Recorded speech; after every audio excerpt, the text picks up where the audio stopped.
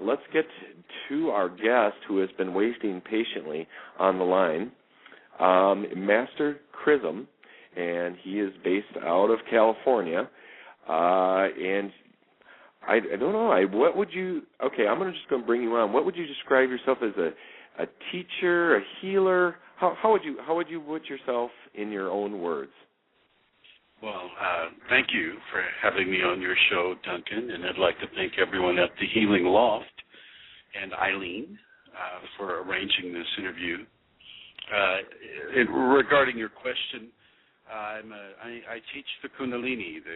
The Kunalini teaches, through an individual that has it, and I have the awakened Kunalini, and for any and all individuals, the Kundalini is a manifestation of a higher spiritual and energetic quality that we all carry with us. And so I would describe myself as a human being that has activated the internal aspect of the divine within themselves and is allowing that divine and surrendering to the information that the divine brings through him. Kind of wordy, but that's okay. And a lot of our Master Chrism and I were talking a little bit off air before on the show. There are people that we have different types of listeners. Some are very familiar with Kundalini energy, and some may not be familiar at all. If you were just going to walk down, just someone on the street, how would you describe what Kundalini energy is? I would let them know that there's an energetic quality that resides within the last three vertebrae of the tailbone that extends to the perineum and down both legs to the bottoms of the feet, and that this is an energetic potential that really guides the evolutionary quality of a person's life. How you evolve in your lifetime will be guided by this energetic force, this spiritual force. I would let the person know that this is a consciousness within a consciousness. This is the divine consciousness within the five-body aspected consciousness that you have. Five-body aspected relates to the spirit body, the mental body, the physical body, the emotional body, and the psychological body. Those five senses that we use to navigate our way through physical world are represented as bodies. Different bodies. I would let them know that. Okay. No, he's going on. And I was just going to say, okay, so we have five different bodies, and this energy resonates through all of them in a different way. Is that? Am I hearing that correctly? Well, it resonates through all of them, but the qualities of the five bodies is what differentiates it. So, for instance, the physical body won't have the same resonance with Kundalini as the emotional body will. The emotional body will typically come out through a series of emotional responses, whereas the physical body will respond within a series of physical manifestations, such as automatic movements that the Sanskriti people called kriyas. Kriyas, things of that nature. And that's an interesting. I've heard the term kriyas. What exactly are kriyas? Kriya is an automatic movement of the physical body, but it also, you can also have emotional kriyas, mental kriyas, things of that nature, but we'll just stick with the physical for the moment. Sure, yeah. As the Kundalini infuses the physical system will be torqued or twisted or moved in gentle and sometimes abrupt ways automatically. So, for instance, if you have a Kundalini activation, you may wake up in the middle of the night finding yourself in a yoga position that you're not familiar with, and you've never taken a yoga class. Interesting. You don't know anything about yoga, and here you are in this yoga position, with your spouse sleeping next to you, looking at you like, what's going on, huh? So the Kundalini, that would be a kriya. That would be what a kriya is. And Okay, These kriyas come in many different ways. They can be a shake that would resemble a palsy. It can be a yoga position. It can be something that doesn't even come close to a yoga position. It can be something of a supplication, as if a person were supplicating themselves to whatever. And these are all natural movements that the body will go through at the instigation of the Kundalini. And the way I described, I kind of did a little bit when I was promoting the show, and hopefully I was accurate. I said that so people understand, Kundalini is an energy that lays latent in most people until it's activated, and it's a divine energy that gets activated, and we keep bringing up, we're going back to activation, and that's definitely what this is about. You know, what you're activating Kundalini. But would that be an accurate statement? That well, it's a latent energy in all people, not just all people. Yeah. No, and everybody that has a spine. If you have a spine and you're a human being, then you have latent Kunalini in the last three vertebrae of the tailbone.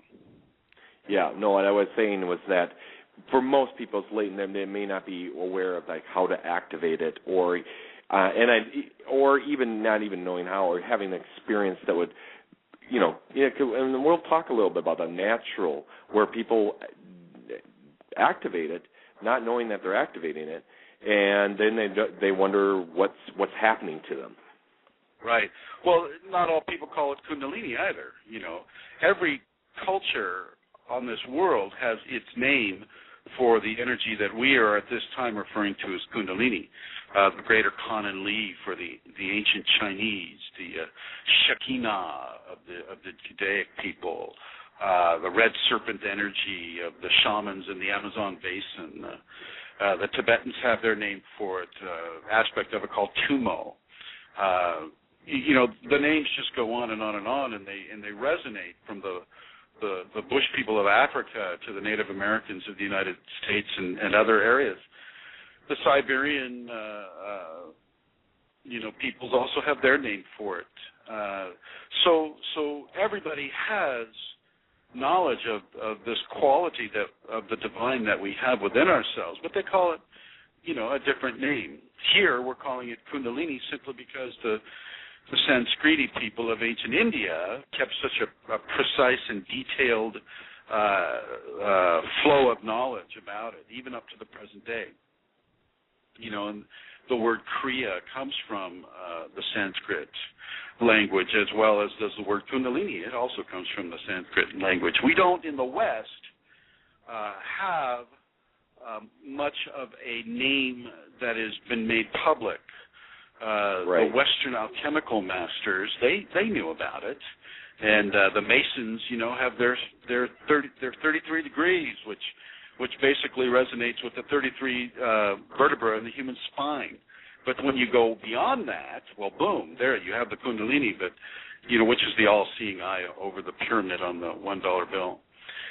But that is the eye, also known as the Eye of Ra, which also would be considered the marriage of the Kundalini at the top of the head. And so we do have it represented here in the West. It's just kept secret from us here.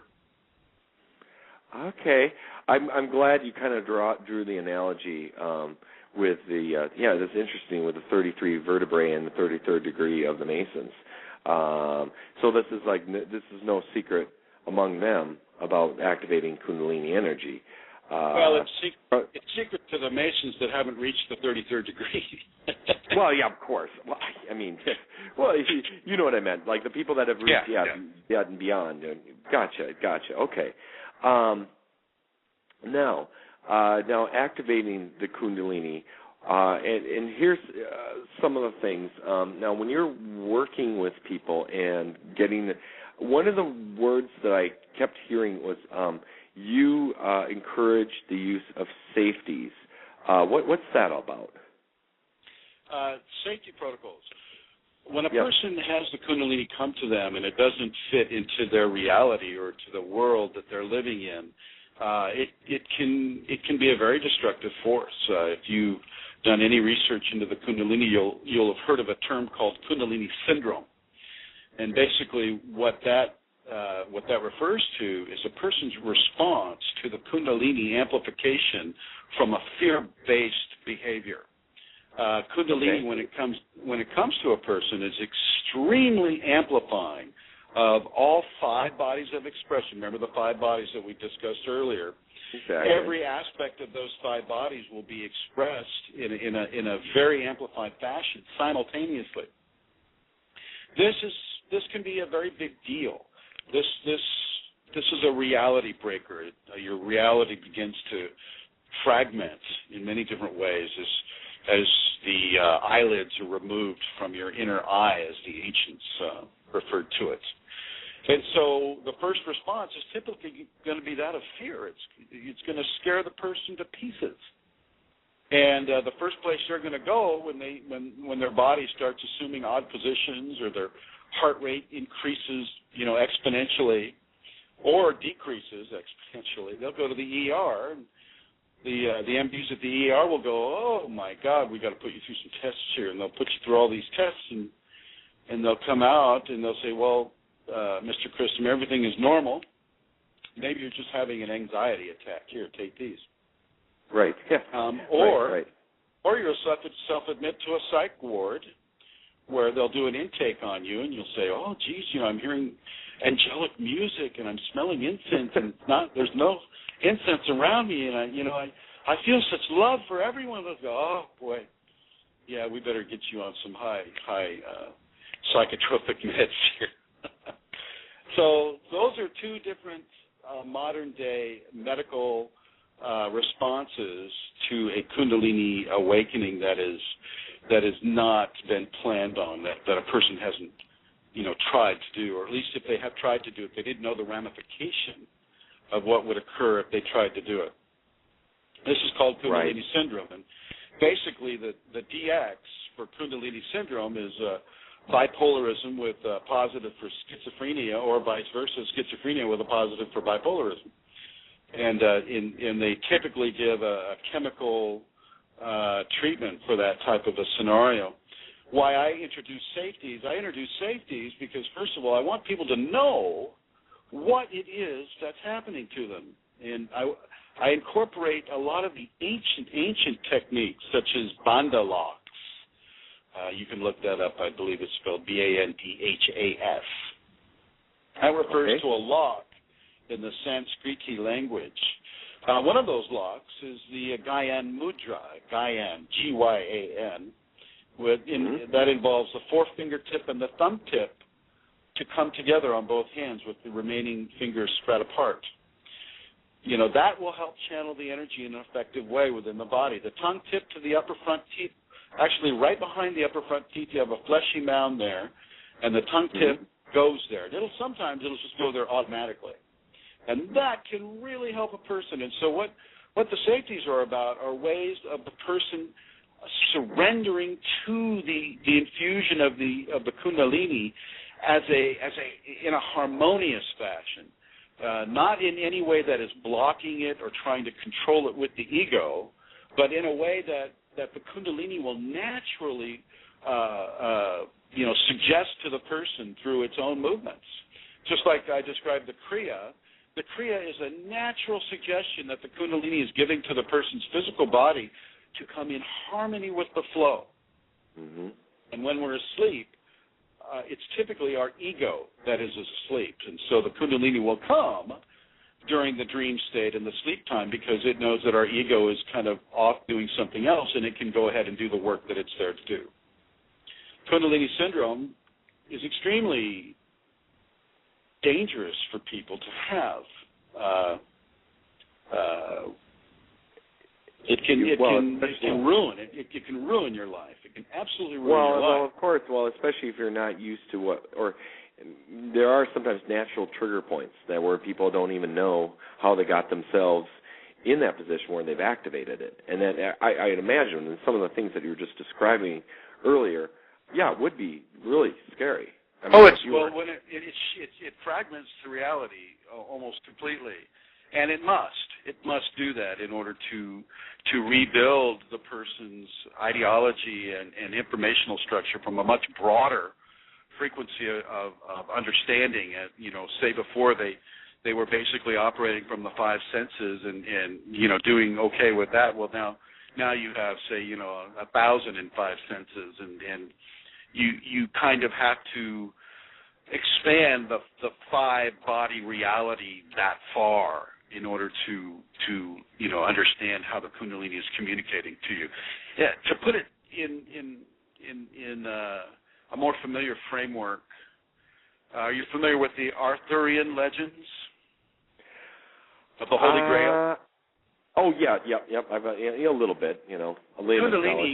Kundalini turns a person into a walking, talking Holy Grail.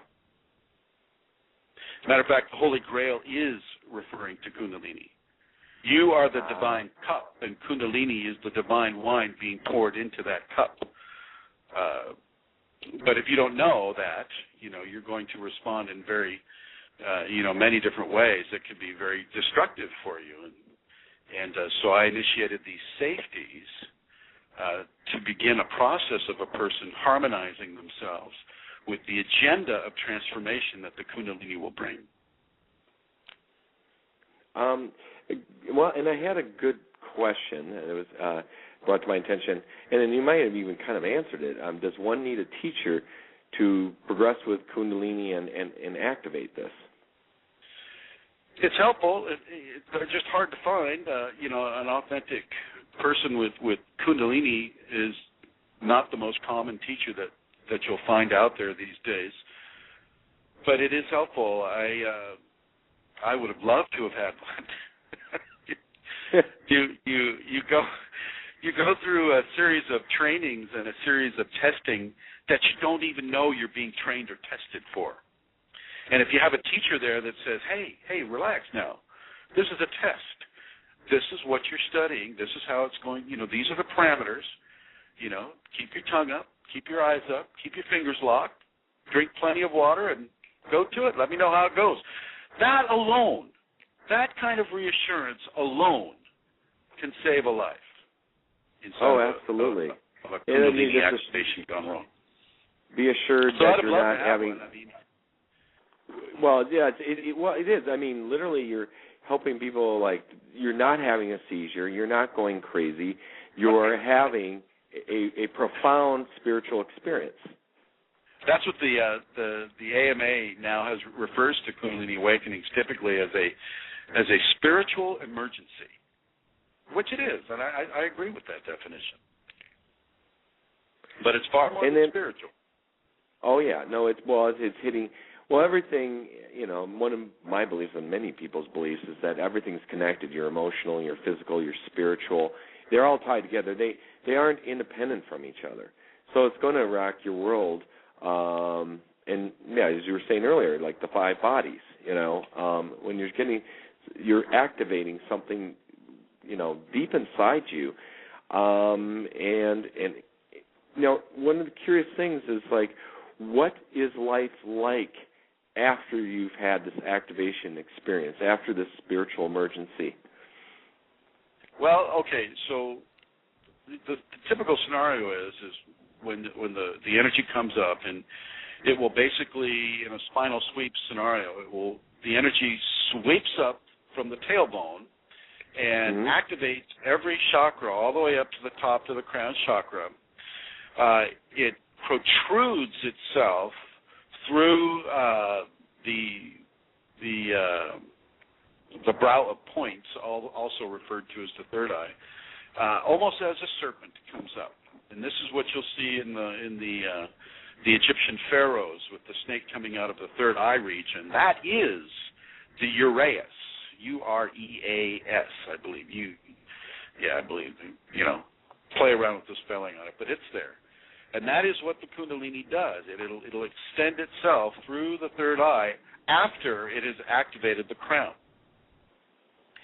And as that is occurring, you'll feel, or a person will often feel like a freight train is moving up their spine. Seriously, literally. I thought it was an earthquake.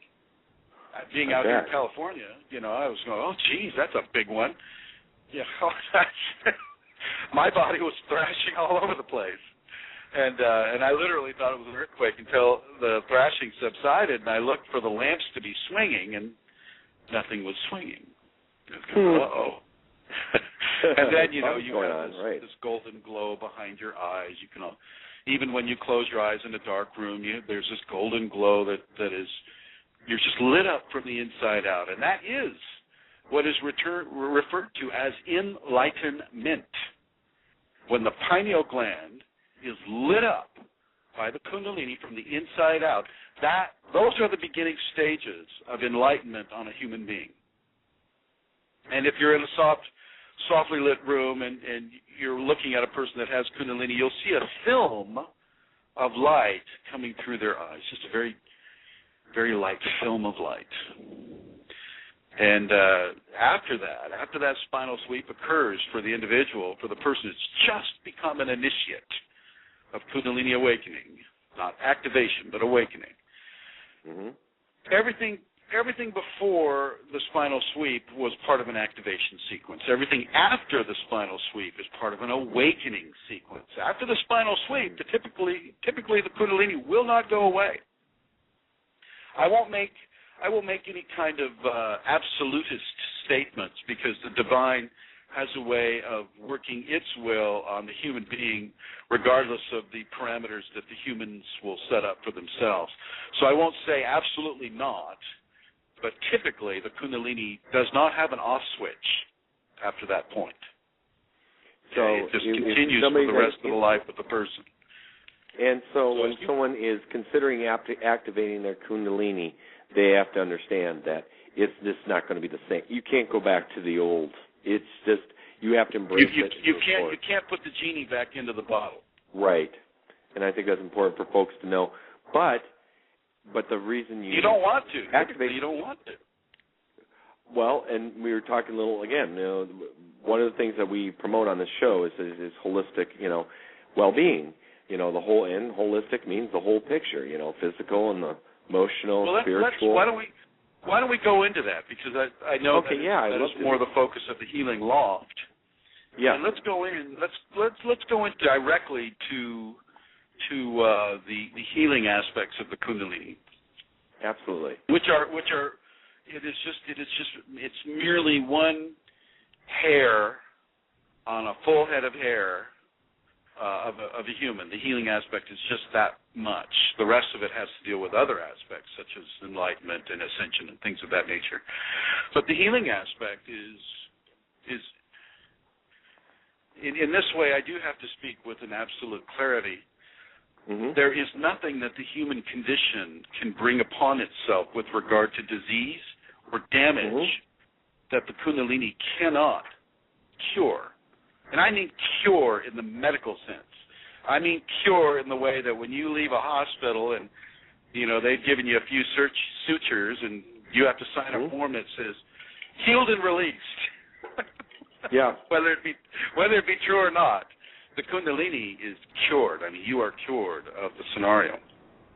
Really?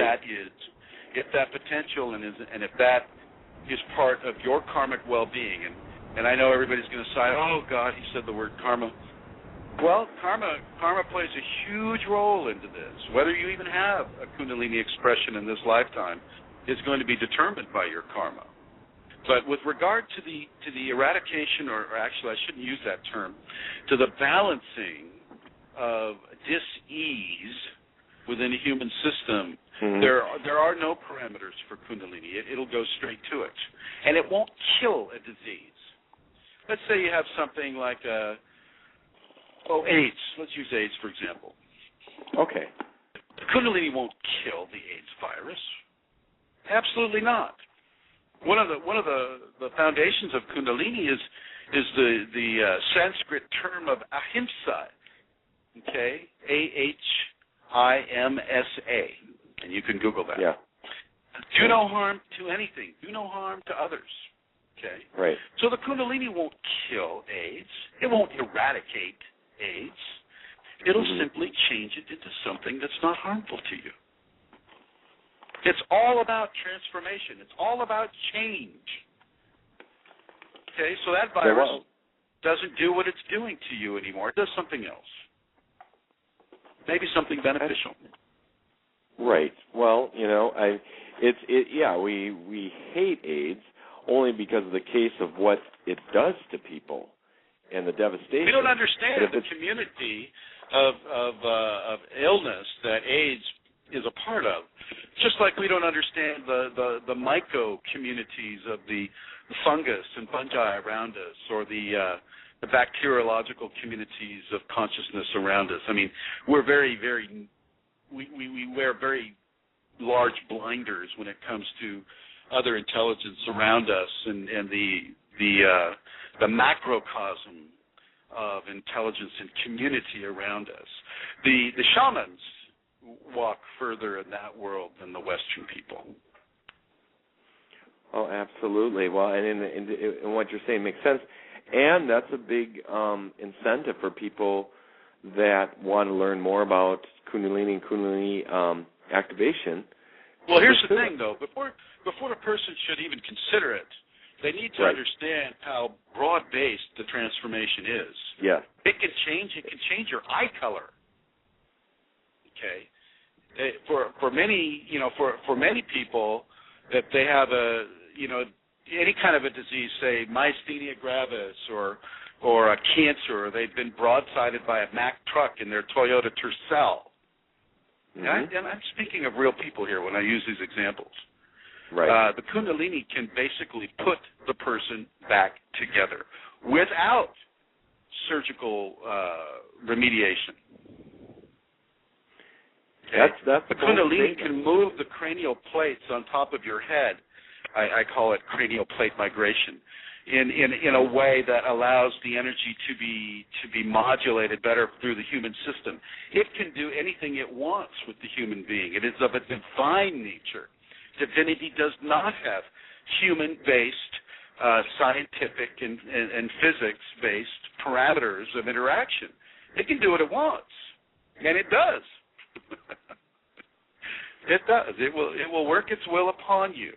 And it's a will that is based in grace, based in love, based in joy, based in bliss, based in self-validation and validation of other people, validation of other life on the planet, validation of a consciousness that wraps around everything and everyone.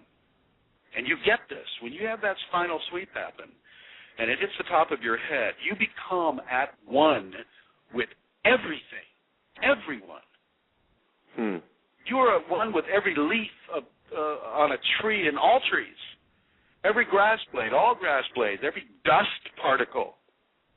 You're at one with all creation. And that stays with you. That changes you. Well, and that's what many of us are looking for, for that uniting, feeling. Well, it sounds like it's like a profound connection with your higher self, your soul. You really, literally connect and can get past some of the barriers we put in as human beings. Is that kind of a good description? Once again, we have to bring the karma word back into this mix. If a person can hear the word Kundalini, that says a lot right there. For people who are even listening to this broadcast, if they even just kind of had a curiosity about this Kundalini word, that says a lot. Kundalini shouldn't come to all people. There's a level of refinement, of karmic balancing that has to occur before a person can even contemplate having Kundalini. I get a lot. I would agree. Well, that's why I said you don't want a serial killer to have Kundalini. No, and that's why I said the key word. Some of us, I would say obviously people that are listening to this program. I did notice that. I noticed that. I said I should have been a lawyer. I should be a lawyer. I always carefully choose my words. That was well stated. Not everyone should have this because they haven't reached that level of refinement. And a lot of people wouldn't even want that. Yeah, they really comes to a crux when you have a spouse and one activates and the other one does not. Okay, that can really cause a rift in a marriage. And what I'm going to suggest to those who are listening, or and especially if these shows are archived, for those of you who are listening in the future, to those of you listening in the future, welcome and hello, and I recognize your presence here. If you are a spouse that is having Kundalini and you're afraid to tell the other spouse that you're having this, just communicate that to your Kundalini, and the Kundalini itself will begin the refinement process necessary for that other spouse to come into harmony with it. Do not feel that it needs to reach any kind of a emotional crisis level. It doesn't. And that goes for anybody. And I just want to just put this out quickly. If people want to call in with their own questions, you are welcome. This is an open show. And the number I'm going to put that out is 347-838-8539. That's 347-838-8539. And Master Chrism will answer some of the questions you might be having. I had one question that just struck me. You know, you've been doing this work for some time. How did you come about, and you're doing this work and you're helping people with their activation. How did you end up having your activation? Did you have a teacher yourself, or did it happen naturally? I'm very curious about that. A lot of people are very curious about that.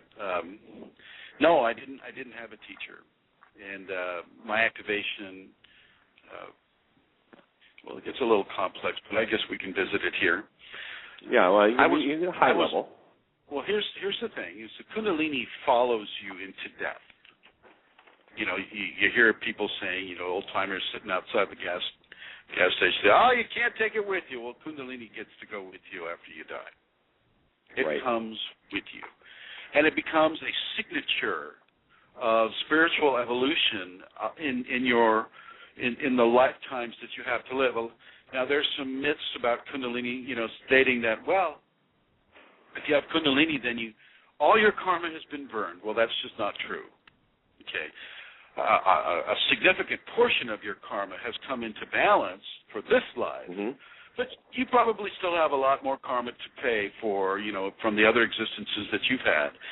And the Kundalini's fine with that. It'll help you to balance that in the next incarnation. However, when you come into that next incarnation as a child, you will have the gifts and the skills of the Kundalini awakened individual you were right before that incarnation. Do you understand? Are you following me? I am following that, yes. And well, so it gets down to the full level. I mean, it changes that childhood experience. Child is levitating. Child is having OBEs. Child is encountering entities and talking with discarnates. Child can do things that the parents just kind of look at the kid doing them and they're just saying, "Don't tell anyone, honey." Yeah, I bet. Hey, well, and when I said, well, there's a lot of people that are, they walk into this world in their current lifetime, and they're very gifted from a very young age. The thing is pretty much across the board, even the Kundalini awakened people that come into this world, they have to agree to step behind the veil of forgetfulness. And so that Kundalini child doesn't realize why it is able to do these things. Well, that's what happened to me. So all throughout my early childhood, I had very, very gifted psychic scenarios. All of the scenarios that I discussed just now, and more that I won't discuss, came to me, and it just basically because I didn't know what was going on, it just scared me to death. I bet. Scared me to pieces. My poor parents, it's like, "Oh, honey, it was the heater." "No, Mom, it's not the heater. I know what the heater sounds like." All of that, night terrors and the entities coming, and oh my God, it was just a real travail. And I was going to lead in with, and then how did you? It's interesting. So you have that, and you think, as a child, you're going, "Oh my goodness, I'm kind of a different child." I wouldn't tell anyone about it. No. But I mean, this is you and your internal. You got your internal thought process. But how did you make the connection and discover why you were the way you were and get into the work of Kundalini? I'm interested in how that came about. Well, the Kundalini went dormant when I turned 13, and it stayed dormant until, the age of about 24. But even so, I just thought it was my weird psychic skills coming back at the age of 24, and I wasn't quite sure I wanted to go there again because it was so scary. But after they did come back, I decided to just embrace them. And the Kundalini skills themselves led me to the first Kundalini awakening of my current body. Okay, so no longer was I running on the Kundalini that I came in with. Now this corporeal form was activated and in an awakening process. Okay. And how did you feel? How did you feel at the time? Yeah. Well, I still didn't know. I still didn't know what it was. Yeah, I mean that must have been startling. It's what the Sanskriti people call that self-realization. Except I didn't feel I had a heck of a lot of choice in the matter, but it did happen, and it definitely felt like I had a writhing snake for a spine for quite some time. And it's definitely a difficult experience, and I can understand from an authentic, perceptive point why people would go crazy or why people would self-admit. But you have to remember that I had medical experience by the time that I came into this first awakening, second awakening, but first for this body. I already knew what my intake would be. Okay, I already knew what a subjective, objective assessment prognosis pattern would be for any kind of an intake of a medical DX, and I certainly wasn't going to go there. Okay, so I knew, right. I knew what not to do, and so I just struggled with it for a long, long, long time, for years, and it. I was homeless. I was on the street, not because I was addicted to drugs or had an alcohol problem or anything like that. I had Kundalini, and I was just trying to figure out how to make my way in a world with such expansion to it. And the spinal sweep and the oneness was wonderful, wonderful stuff. But I still didn't know what it was. I still didn't have any kind of a word for it. I just thought, wow, boy, I'm a pretty strange fellow. And so I lived very hermit-like within our society. And I would suggest that everybody who sees a homeless person, don't think for 1 second that they may not be that Kundalini awakened master just trying to come to grips with what's going on. Not everybody out there that's unshaven and unkempt is strung out on a drug or addiction of some sort. Some people are just trying to find their way. Right. And understand. So this happened. This occurred for about 12 years, and after that, I read a book by Gopi Krishna that was called Kundalini: The Evolutionary Energy in Man, and then I knew what I had. Then everything fell into place. Everything fell into place because what he had, he had a real hard time with it too, and he operated from a fear basis, which I did much of the time as well. And when you go into a fear, you go into resistance. And when you go into resistance with Kundalini, you always lose. You cannot resist a divine force. No. And so when I knew what had taken place, then I knew I just needed to surrender and embrace this with love and grace and allowing. And when that happened, everything changed. Everything changed immediately. Then everything was flowing, and I felt the energy, and I began to have the knowingness that comes through a Kundalini awakening. And this knowingness is having information that you have no right to have. You haven't studied it. Nobody's told you it.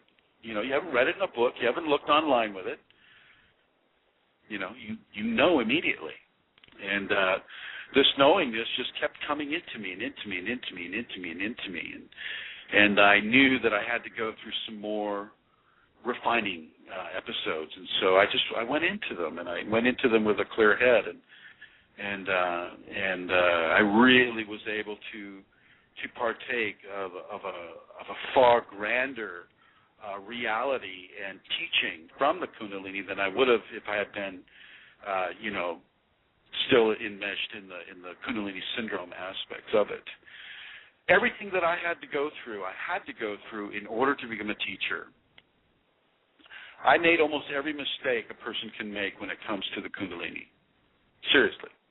I tried to get rid of it. I tried to, get myself exercised or have a shaman work. Nobody knew. Nobody could do it. But that's well, sometimes it's the unpleasant experiences that are the best teacher, because you know now what, especially when you're working with people that are in your workshops, what they're going through. The thing is I had to know from an authentic standpoint before I could teach from an authentic standpoint. Absolutely. Okay. It wasn't taught to you of a and basically, Kundalini was just setting me up to do what I'm doing now. Mm-hmm. I was in the Kundalini University. Yeah, well, I bet. And if you don't know what's going on, it's a scary place. Now, so it never stops, Duncan. It keeps going. Don't believe anybody that says, "Oh yeah, I did Kundalini last summer. It was really cool." I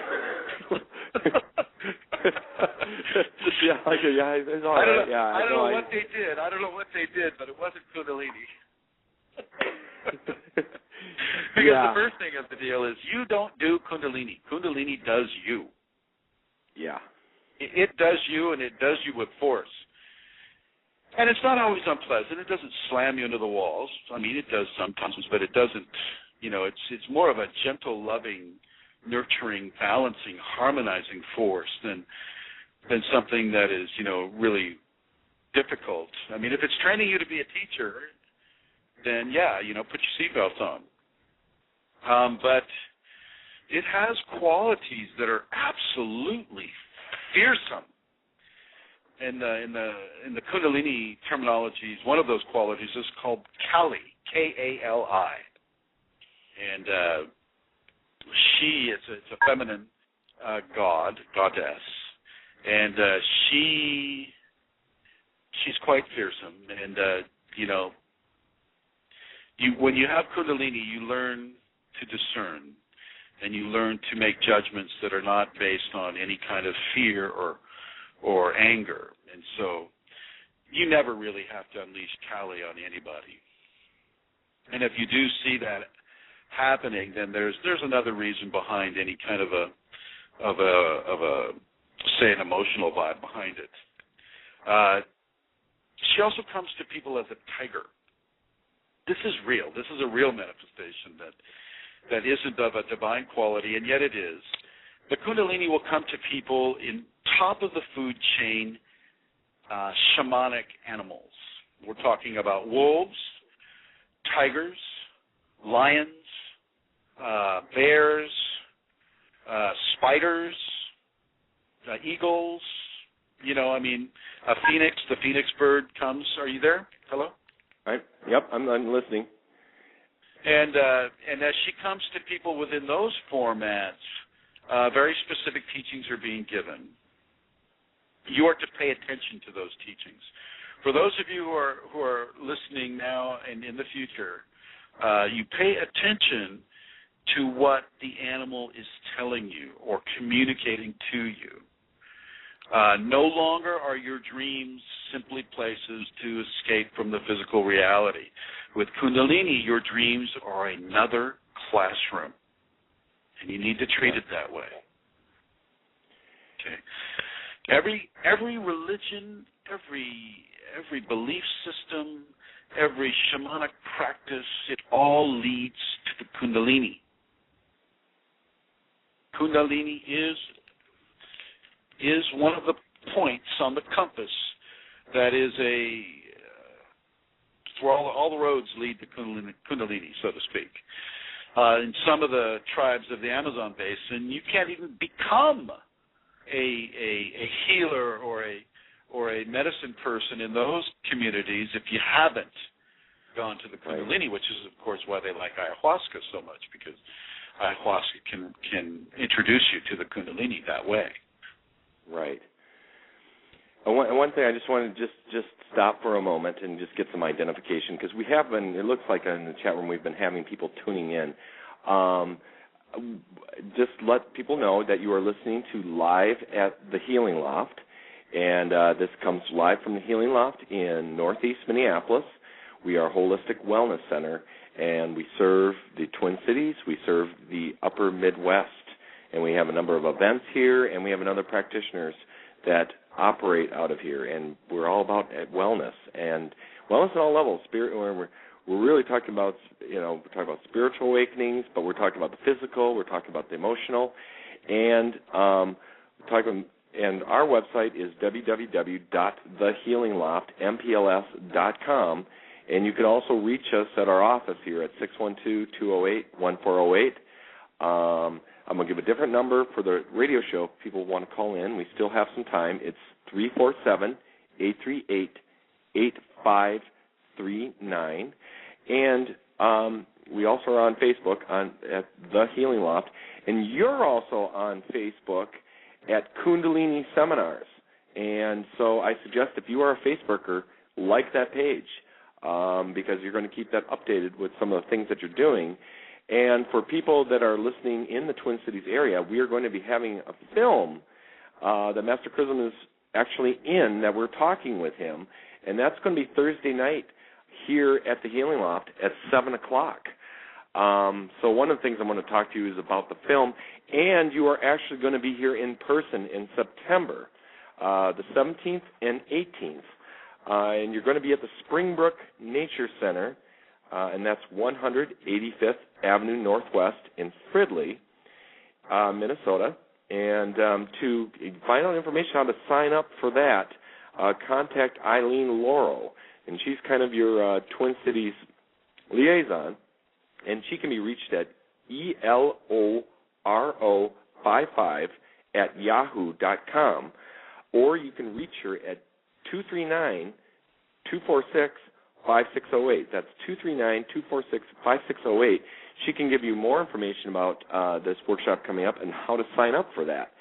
I wanted to get a chance to talk about the film, because this will be, people are really fascinated and kind of gripping listening to you talking on the show here. You were actually in a film called Kunalini. Maybe talk about your participation in that. How did that project come all about? I had an association with the director-producer of the film, and we were discussing different ways that the Kundalini wanted to express itself into the Western media format, and the idea of a film was born in that conversation. And but it needed to be a film that was for the for people that just needed a very basic understanding of what it is and what it can do, and the different perspectives from different people that have and don't have. Some people in the film don't have the Kunalini. But they have their own ideas about it, and some people in the film do have it, and they have their ideas about it. I'm just one of among, I think, about 5 people. He filmed it. My participation occurred at a seminar that I was giving in Arizona, and I think it's very good for a broad-based spectrum of opinion about the Kundalini. Okay, so you're getting different perspectives. But I think that's good. People can examine. People need that. A lot of the people that the director interviews, they have PhDs, and so For the people who like the PhDs, then they get to have that PhD perspective, and then people like myself and the lady, the woman who's in it, they have the actual energy themselves, and you can kind of get an idea of what it is to have it, and to hold it. Okay, and so you get both. You get both the scientific, and you get the people that have it, and you get to you get the whole pattern of information. I think that's available to us at this point. Within a parameter that the Western audiences, I think, can understand and appreciate. Okay, well, and I think that's a good idea because you get to reach. I like that 360 approach. You get a little bit of everything, and you also talk about resonating. With some people, I have to tell you, people are going to resonate with others. The narrative, the voiceover woman that speaks, those are based on the writings that I have written.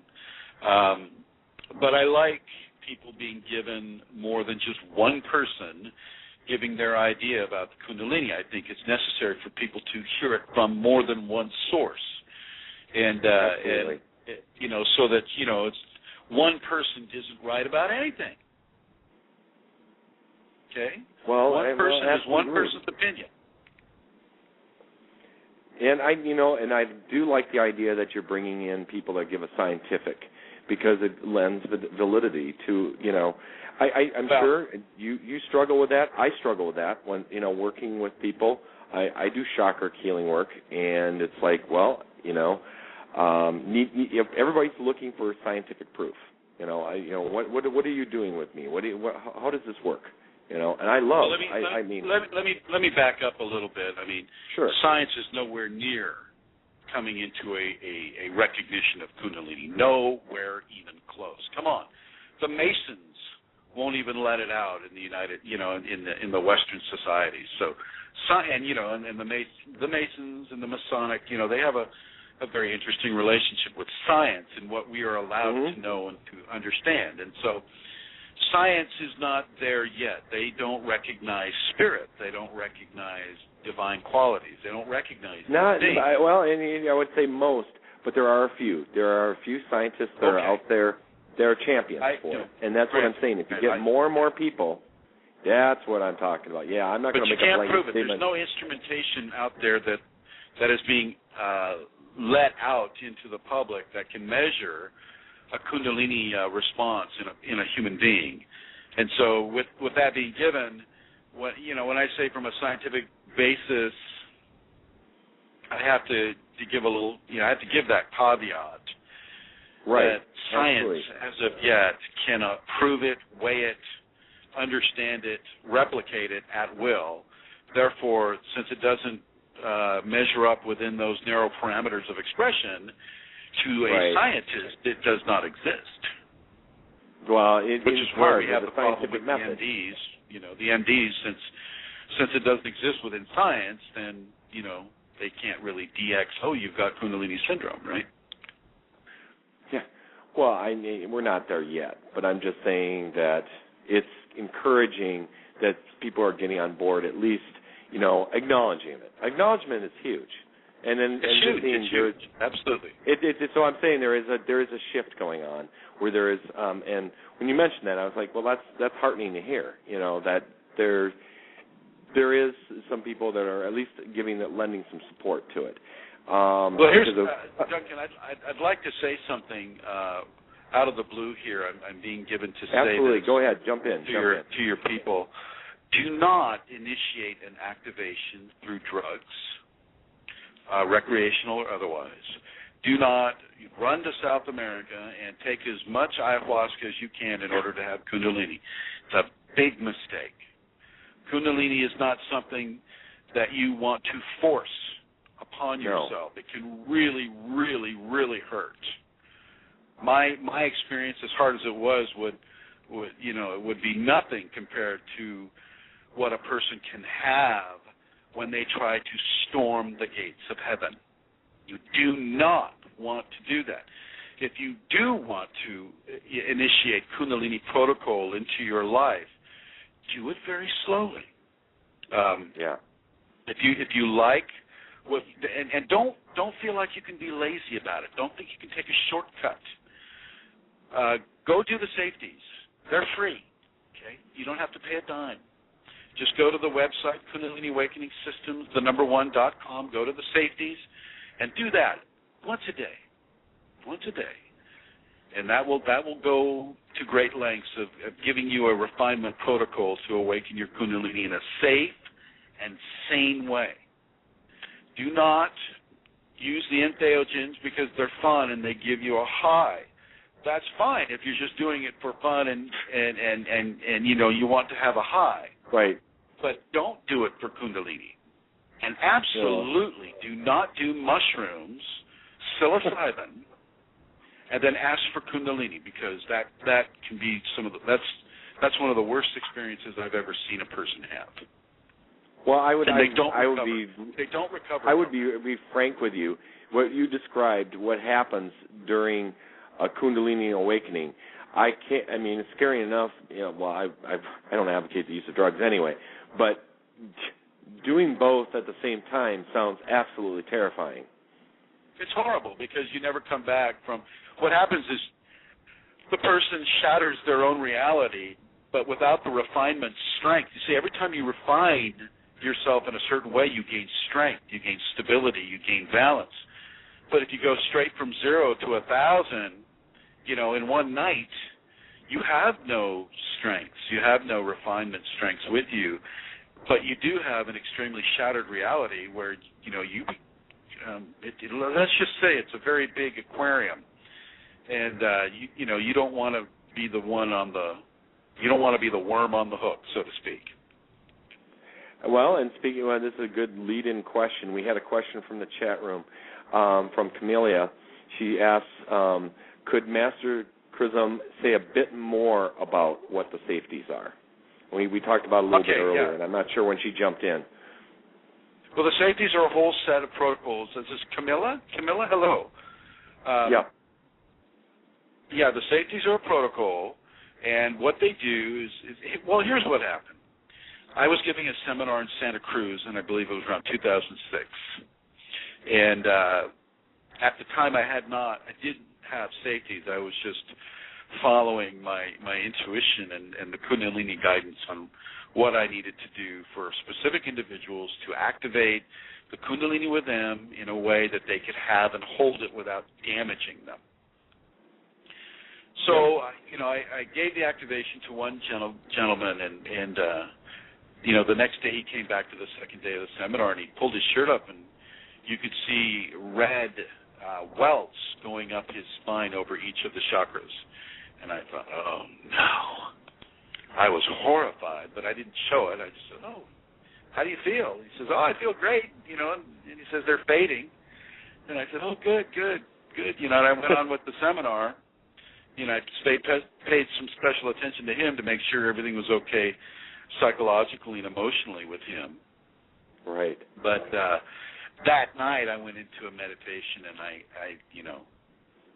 I basically put it out there. I didn't want to give another Shaktipat until I had safety protocols.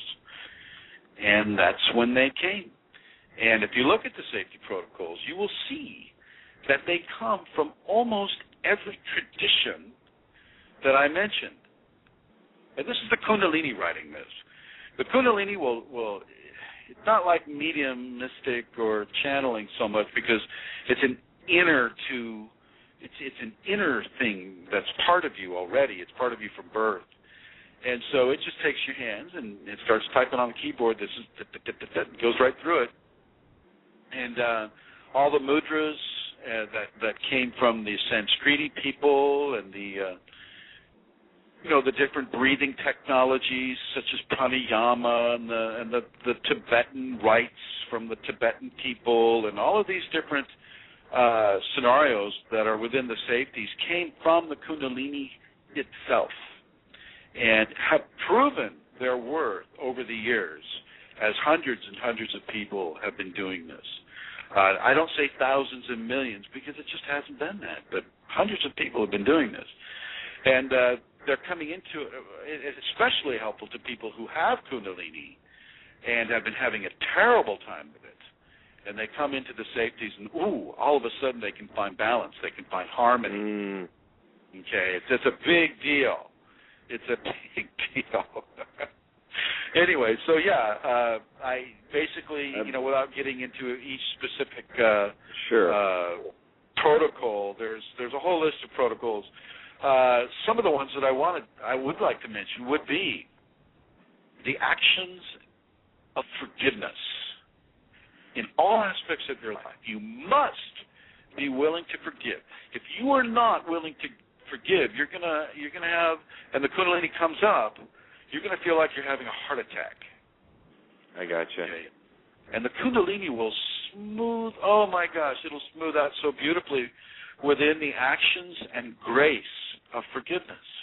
You must be willing to forgive anyone and everyone who has ever harmed you in your entire life, as far back as you can remember. I tell people to do the recapitulation where they write out, okay, Johnny Smith hit me when I was 5, and I hit him back, and I forgive him. And I forgive myself for hitting him back, too. You always have to remember to forgive yourself. It's not just a one-way street. It's a two-way street. Yeah. And you forgive your parents. You forgive perfect strangers. You forgive everyone in your life. And you do it continuously because one time does not typically do it. You need to do it over a period of time, continuously. So this is why they're in the safeties. And the same thing with gratitude. Show gratitude for even having a life on this planet, for your lungs working in connection with your heart, which pumps blood to every part of your body, to all the cellular communities that make up the body that you are, and their frequencies and their agreements, and the love that is what you are composed of. Love is the strongest thing. Absolutely. It's what holds our bodies together. So absolutely. You're kicking yourself into high gear. You basically, a lot of the things that you're mentioning, putting yourself in the grateful, it's putting you kind of preparing yourself for going that elevation level. Because that's right. Yeah, that's a refinement. These are all refinements. And one of the things I really, we got to get into the meat of, because you are coming to Minneapolis and doing a seminar.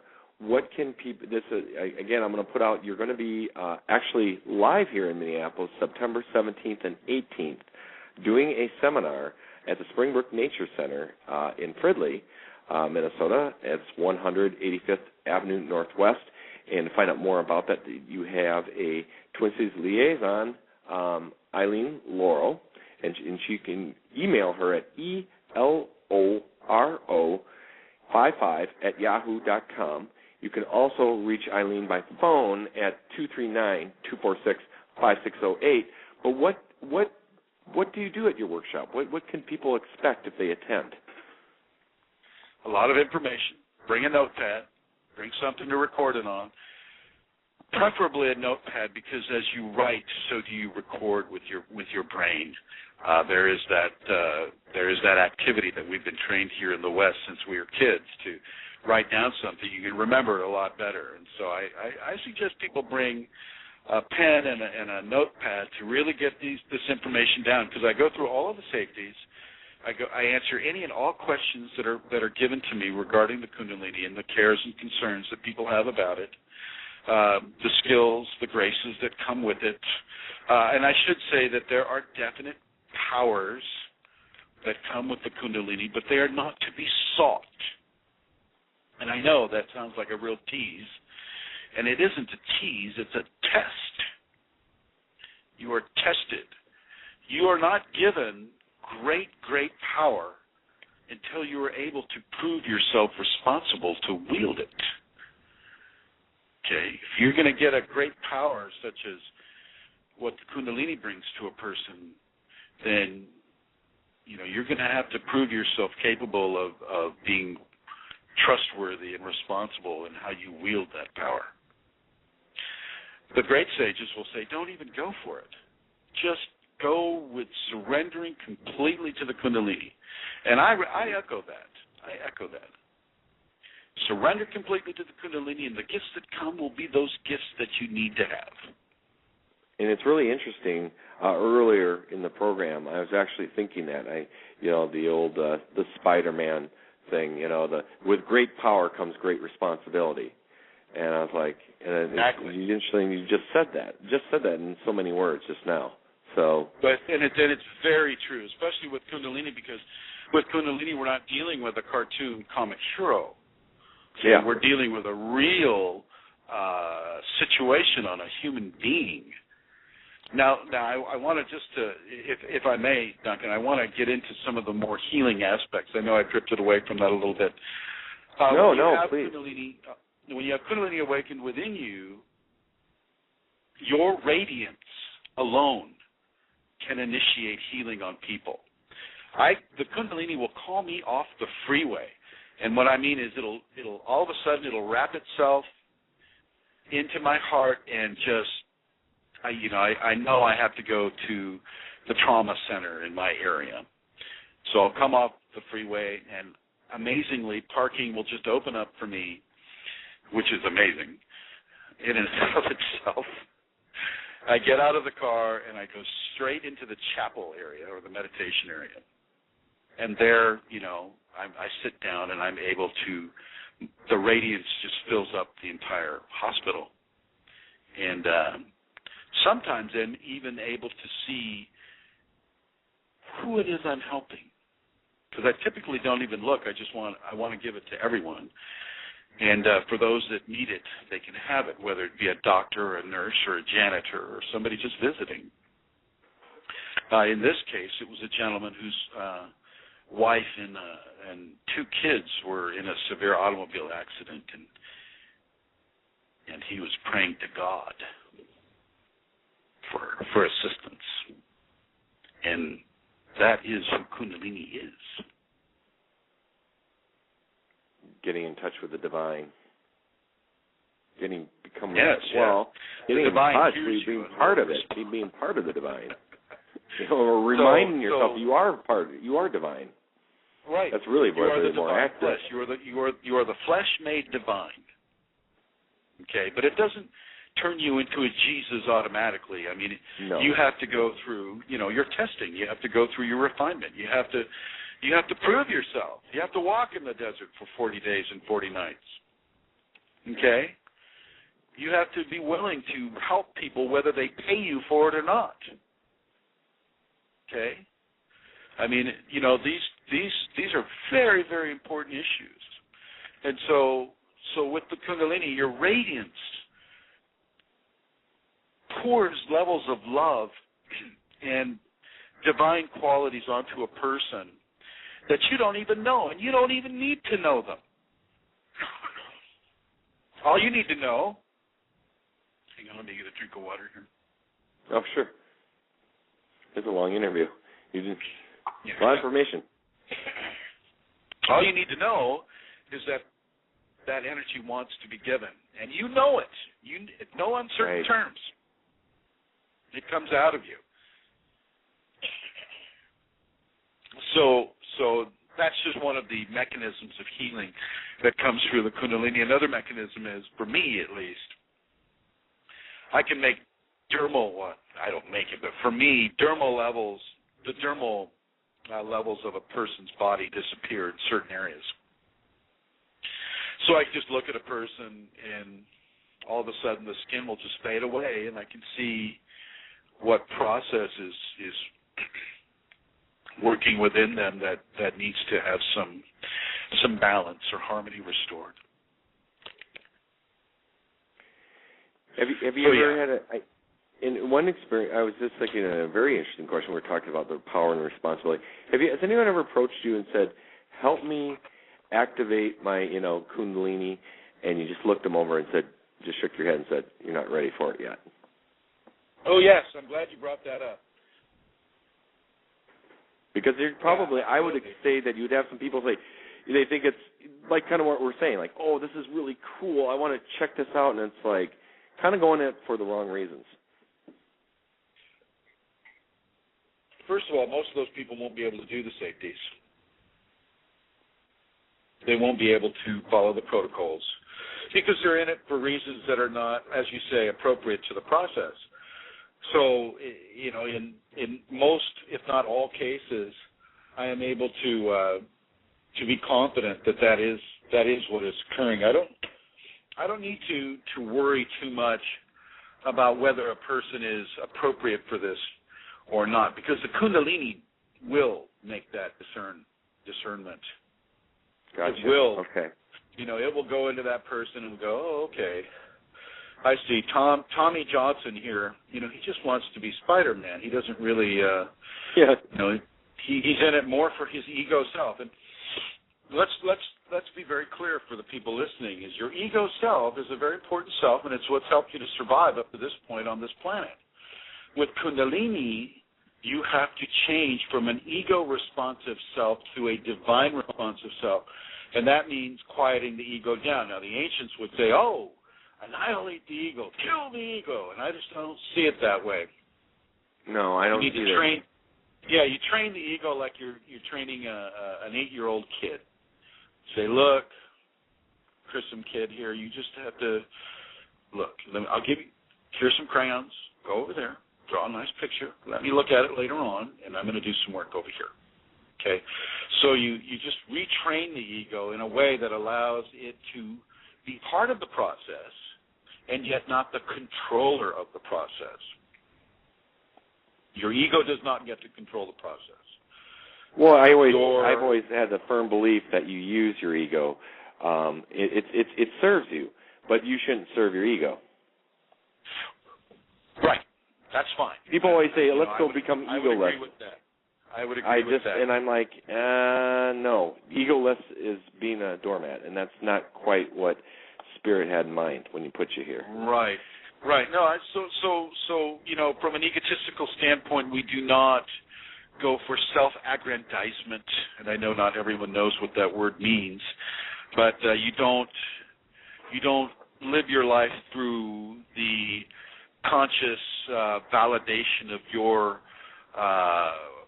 self-worth. You don't blow your own horn. You don't brag about yourself. You don't do these things with the Kundalini. Okay, these are parts of the process that are really crucial to a person understanding and having the Kundalini, that they don't go there. Now, in most cases, people will have to experience mistakes in order to learn. They can listen to Master Chrism until till the cows come home, but until they make that mistake and feel the effect of that mistake, they won't truly know. They won't truly understand until they have the authentic experience. But it's, you can hear it from me, and if you can have and hold that, then it may save you some pain. But if you can't, then the pain is always there, and pain is an excellent teacher. We've got about 7 minutes. I want to get in one more question from the chat room. Please. Yeah, the question was, let's see, oops, I just put it back. Where did it go? Oh, there it goes.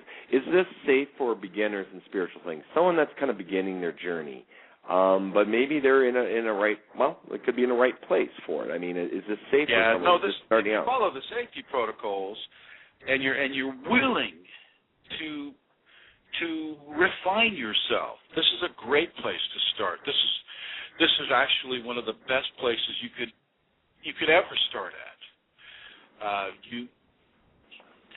To refine yourself towards enlightenment is one of the most amazing experiences that a life can hold.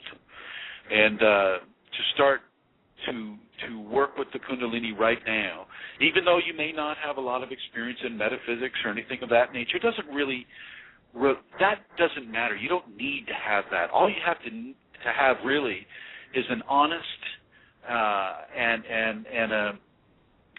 an honest, trusting, resourceful, integrity-based mindset. If you are a trustworthy person, then this is the path for you. If you are a loving person, then this is the path for you. If you are a person that is prone towards being afraid of everything, then this is not the path for you. If you are a person that gets angry and wants to just hurt people, and this is not the path for you. Okay, if you're a person that sees the creative force of the divine in everything, if you are a person that holds all life and all creation and all races and all species and in high esteem, then this is the path for you. If you're a person that's all about money, then this is not the path for you, because money, even though in the West, we need the money, and I charge for right for the seminars to cover the rentals and things of that nature. Yeah. But I don't charge for the information. They can go to my website and they can just have it for nothing. Oh, yeah, and just for the act of reading. I want to get to your website out, and I don't believe I have, so I'm going to be real careful about this. It's www.KundaliniAwakeningSystems with the number 1.com. Perfect. So for people because we're getting a lot of people listening, and I know we're going to have a lot of people listening in the archives, and they're probably going to want to look this information up. Again, it's www.KundaliniAwakeningSystems1.com. And again, I want to put out, for those of you who live in the Twin Cities or reasonably close driving distance, this Thursday at the Healing Loft, we are going to be showing the movie Kundalini, which Master Chrism is one of 5 people that are giving their viewpoints.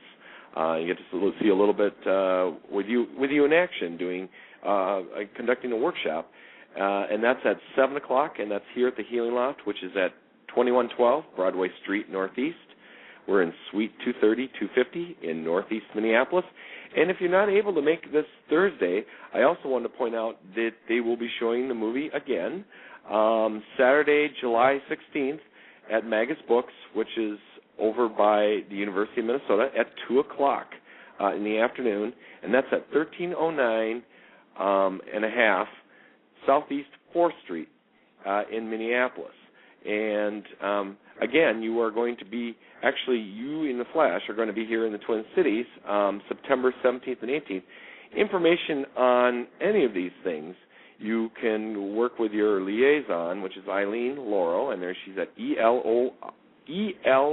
ELORO55 at yahoo.com, or she can be reached at 239-246-5608, because we want people to definitely get to this information. If they're interested in attending your seminar that you're doing here in the Twin Cities, we want them here. And I'd like to say a little bit about how I come across to people.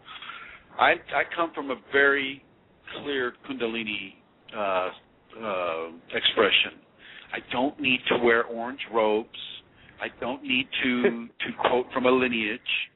I don't need to be of a certain belief system, because I know Kundalini is the sum total of all belief systems. I don't force the Kundalini within me to restrain itself or to confine itself into one belief system. So it doesn't matter if a person is a Christian or a Buddhist or a Hindu or a shaman or any of the belief systems, Taoist, Confucianism, Zoroastrianism. Doesn't matter. What matters is their level of integrity and love of the divine within themselves as it expresses through themselves. Kundalini could care less what color of a robe that you wear. If she had her way, and this is the feminine aspect of the Kundalini, the Shakti, if she had her way, you wouldn't wear any clothes. But Absolutely. We do wear clothes at the seminar. Well, we are down to about a minute and a half here. Master Chrism, thank you so much for being on this evening. Really appreciate this. For those, again, we gave the information out if people want to find more about Kundalini. This is live at the Healing Loft, and we're out of the Healing Loft here in Northeast Minneapolis. We are on at 7 o'clock Central every Monday night. To find out more what's going on at the Healing Loft, our website again is www.thehealinglofmpls.com, or you can reach us here by phone at 612-208-1408. And we're looking forward to seeing you September coming out to the Midwest. Thank you, Duncan Metzger, and everyone associated with the Healing Loft. Thank you, Eileen Lauro, for making these arrangements. Wonderful. Duncan, you're a great interviewer, and I've really enjoyed the time I've spent with you. Thank you so much, sir. Well, thank you. Well, thank you so much for being on. So I want to also thank our listeners who joined us today, and I want to thank some of the people in the chat room for posing some great questions tonight. So I wish everyone well, and I hope everyone has a great evening. Good night, everyone.